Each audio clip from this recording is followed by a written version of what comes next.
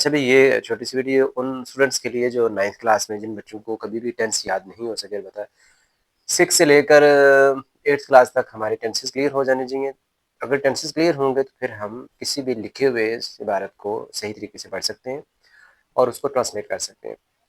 लेकिन ऐसा होता नहीं है, बच्चे याद नहीं कर सकते। अभी ये छोटी सी वीडियो उनके लिए, क्योंकि 9th के एग्ज़ाम होने जा रहे हैं, उन बच्चों के लिए अगर आप ये 4-5 मिनट इस वीडियो को अच्छी तरह समझ लोगे, ऑथेंटिक तरीका वही है कि आपको टेंसेस सही तरह समझ होने चाहिए।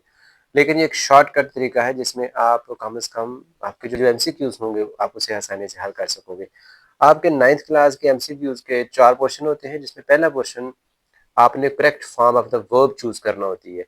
अभी मैं आपको एक छोटा-सा एक चार्ट दिखाऊँगा। इस चार्ट को आपने अच्छी तरह समझ लेना है, याद कर लेना है, एक तवीज़ बना के उसको पढ़ लेना है और इसी को फ़ॉलो करते हुए आप अपने पहले हिस्से के 5 नंबर जो है वो गेन कर सकते हो। इसी तरह शॉर्ट-शॉर्ट 4 वीडियो छोटी-छोटी हैं। हर वीडियो में आपको 5 नंबर मिलेंगे, तो ये 4 या 5 मिनट की वीडियो आपके लिए हेल्पफुल हो सकती है। बगैर वक़्त ज़ाया किए चलें ज़रा चार्ट पे। अभी आपको सामने स्क्रीन पे डेफ़िनेटली चार्ट नज़र आ रहा होगा। मैं अपने आप को ज़रा ज़ूम करके नीचे लेके आता हूँ। ज़रा देखिए यहाँ पर चार्ट, इसके 4 पोर्शन बनाए गए हैं। सबसे ऊपर वाला जो पोर्शन है उस पर एक जो बैक साइड पे जो कुछ लिखे हुए हैं ऑक्सिलरी वर्ब्स उन्हें कहा जी, is, am are, was, were, will be, shall be आपको सामने नज़र आ रहे होंगे। Has been, had been. तो जब भी आपने किसी फ़िक्रे के एक लिखा है उस स्टेटमेंट में अगर इनका कहीं इस्तेमाल हो रहा है, उसके आगे आपने वर्ब हमेशा फर्स्ट चूज़ करना है। उसके साथ आपने याद रखें, आपने आईएनजी का इस्तेमाल करना है। जैसे अभी एक शॉर्ट सेंटेंस देखें, जहाँ पर इज़ एम आर लिखा हुआ है तो आपने जो वर्ब चूज़ किया है, नीचे 4 आपको ऑप्शन दिए जाएंगे, तो आपने हमेशा आईएनजी वाला वर्ब चूज़ करना है। दोबारा से सुनिए इस बात को। अगर आपके auxiliary verbs is, am are, was were जिस तरह के लिखे हुए हैं वो सारे के सारे, will be, shall be, has been, had been, was were, तो आपने उनके आगे जो भी वर्ब का इस्तेमाल करना है वो हमेशा आईएनजी वर्ब इस्तेमाल करना है। ये एक रूल है क्योंकि ये टेंसेस से ही ड्राइव किया गया है। एक बात हो चुकी। एट द एंड में आपसे एक असेसमेंटल क्वेश्चन पूछूंगा जो कि सबका एग्जाम जो बोर्ड के हो चुके हैं उनमें से लिया गया है, तो ये आपके लिए फायदेमंद होगा। उससे ज़रा नीचे आ जाइए। दूसरे नंबर पर जो लिखा हुआ है वो आपने एक स्टेटमेंट गौर से पढ़नी है।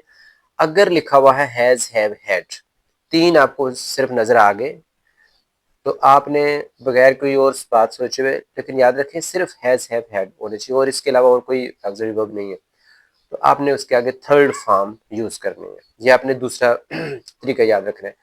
फिक्रा गौर से देखना है। अगर इज, एम और वाज वार लिखा हुआ है जिस तरह के पहले हिस्से में है तो आईएनजी का इस्तेमाल करना है। अगर हैज, हैव, हैड लिखा हुआ है तो फिर आपने हमेशा तीसरी फॉर्म जो है, third form of the verb जो है वो यूज करनी है। ये एक आसान सा झटका सा तरीका है जिसे आपने समझना है।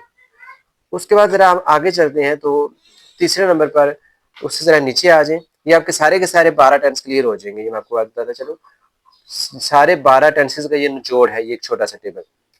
तीसरे पे आए, फिक्रा पढ़े और फिक्रे में एक सेंटेंस में अगर ये लिखा हुआ है ना टुडे का कहीं इस्तेमाल, यानी प्रेजेंट की बात हो रही है, अभी के जमाने की बात हो रही है, तो आपने हमेशा फर्स्ट फॉर्म लिखनी है।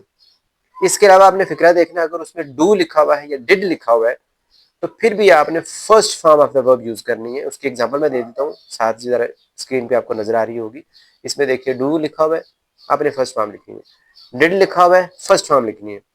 अगर कोई प्रेजेंट हालत लिखी हुई है, टुडे लिखा हुआ है या अभी की बात, जो कि ये कुछ इशारे होते हैं वर्ड्स के, तो आपने फिर भी first form of the verb use करनी है। ये दूसरा हो गया। इसमें इस तरह का एक क्वेश्चन आपका आएगा। तीसरे नंबर पे जरा बात देखिए।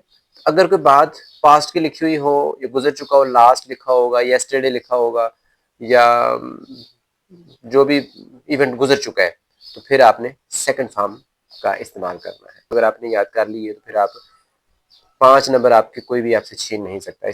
इसके बाद दूसरे 5 नंबर किस तरीके से है वो नेक्स्ट वीडियो में मैं आपको बताता हूँ कि अगर आपको पार्ट्स ऑफ स्पीच नहीं आपने पढ़े हुए तो 2 मिनट आप देखिएगा, तो आप पार्ट्स ऑफ स्पीच आपने किस तरीके से इस्तेमाल करने हैं, तो आप 5 नंबर वो भी गेन कर सकते हैं। बहुत शुक्रिया।